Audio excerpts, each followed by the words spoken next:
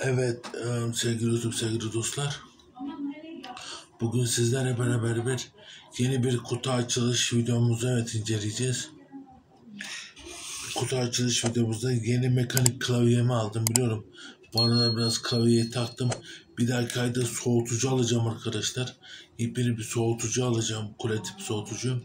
Kanalıma gelen herkes benim baş tacım. Ne olur abone olun, buna muhtacım kanalıma. Arkadaşlar işte yeni mekanik klavyem bu arkadaşlar. Etiketini tam sökmedim. Gördüğünüz üzere. Bakın neymiş. Sprance MK2.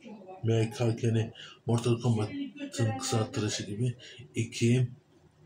Basit mekanik klavye arkadaşlar. Arkadaşlar beyaz renk, bu arada siyah renk işaretlemişler ama beyaz renk arkadaşlar. Çok güzel arkadaşlar. Bu arada mavi switch unutmadan söyleyeyim. Bakın arkadaşlar.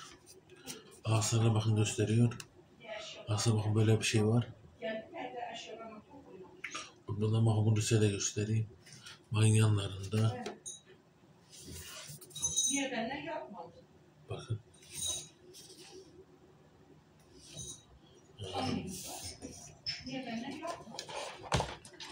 Orada size ben bir klavyeyi de size ben bir göstereyim, bir saniye. Bakın.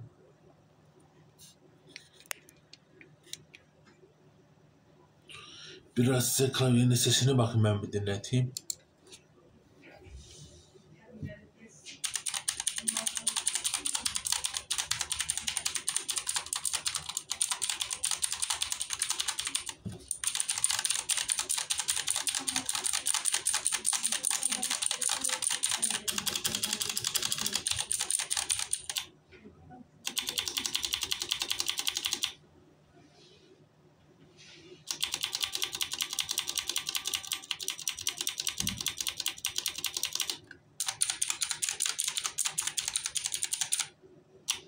Gördüğünüz üzere arkadaşlar, klavye mekanik klavye, mekanik olmasa böyle tık tık tık tık tık tık tık zaten etmez.